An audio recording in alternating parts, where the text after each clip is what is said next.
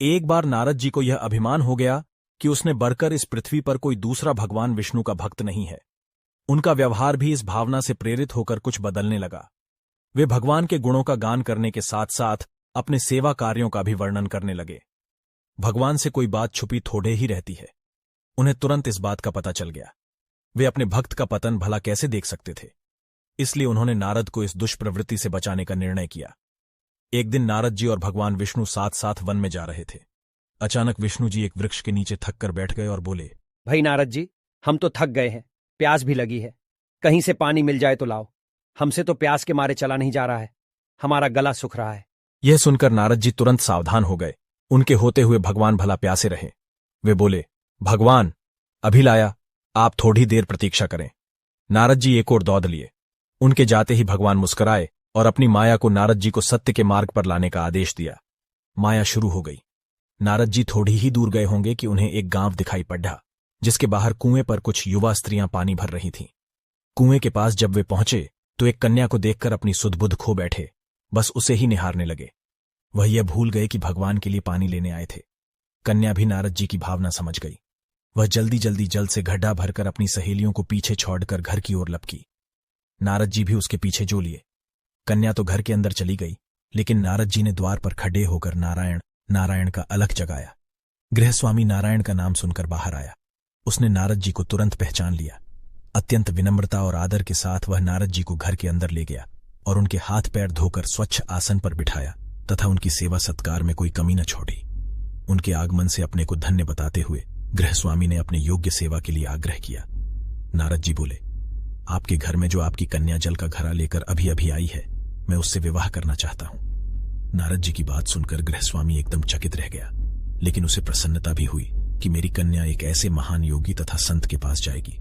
उसने स्वीकृति प्रदान कर दी और नारद जी को अपने ही घर में रख लिया। 2-4 दिन पश्चात शुभ मुहूर्त में उसने अपनी कन्या का विवाह नारद जी के साथ कर दिया तथा उन्हें गांव में ही उतनी धरती का टुकड़ा दे दिया जिसमें खेती करके वे आराम से अपना और अपने परिवार का पेट भर सकें।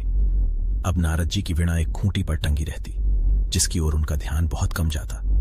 अपनी पत्नी के आगे नारायण को वे भूल गए। दिन भर खेती में लगे रहते, कभी हल चलाते, कभी पानी देते, कभी बीज बोते तो कभी निराई गुड्डाई करते। जैसे जैसे पौधे बढ़ते उनकी प्रसन्नता का पारावार न रहता। फसलें हर वर्ष पकती, कटती, अनाज से उनके कोठार भर जाते। नारद जी गांव के एक संपन्न किसान माने जाने लगे। वर्ष दर वर्ष बीतते चले गए और नारद जी की गृहस्थी भी बढ़ती चली गई। 3-4 लडेड्डे के लडेड्डिकियां भी हो गए। अब नारद जी को एक क्षण की भी फुर्सत नहीं मिलती थी। वे हर समय बच्चों के पालन पोषण तथा पढ़ाई लिखाई में लगे रहते अथवा खेत में काम करते रहते थे। अचानक एक बार तेज बारिश हुई, जिसने कि दिनों तक बंद होने का नाम ही नहीं लिया।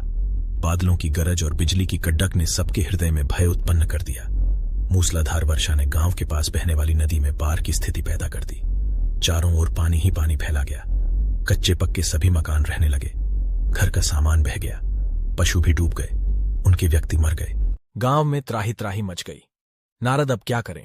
उन्होंने भी घर में जो थोड़ा कीमती सामान बचा था उसकी गठरी बांधी और अपनी पत्नी तथा बच्चों को लेकर जान बचाने के लिए पानी में से होते हुए बाहर निकलने लगे।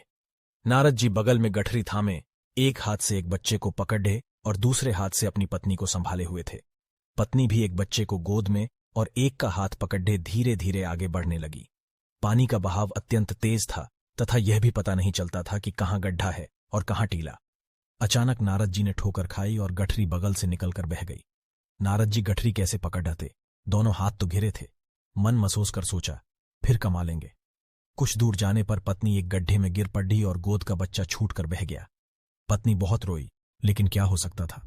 धीरे धीरे और 2 बच्चे भी पानी में बह गए। उन्होंने बहुत कोशिश की बचाने की, लेकिन कुछ न हो सका। दोनों पति पत्नी बड़े दुखी, रोते, कलपते, एक दूसरे को सांत्वना देते कोई ऊंची जगह ढूंढते रहे। एक जगह आगे चलकर दोनों एक गड्ढे में समा गए। नारद जी तो किसी प्रकार गड्ढे में से निकल आए, मगर उनकी पत्नी का पता कहीं नहीं चला। बहुत देर तक नारद जी उसे इधर उधर दूर दूर तक ढूंढते रहे, लेकिन व्यर्थ रोते रट उनका बुरा हाल था। हृदय पत्नी और बच्चों को याद कर करके फटा जा रहा था। उनकी तो सारी गृहस्थी उजड़ गई थी। बेचारे क्या करें, किसी को से अपने भाग्य को या भगवान को। भगवान का ध्यान आते ही नारद जी के मस्तिष्क में प्रकाश फैल गया और पुरानी सारी बातें याद आ गईं। वे किस लिए आए थे और कहां आ गए? ओहो, भगवान विष्णु तो उनकी प्रतीक्षा कर रहे होंगे। वे तो उनके लिए जल लेने आए थे और यहां गृहस्थी बसाकर बैठ गए। वर्षों बीत गए गृहस्थी को बसने में और फिर सब नष्ट हो गया।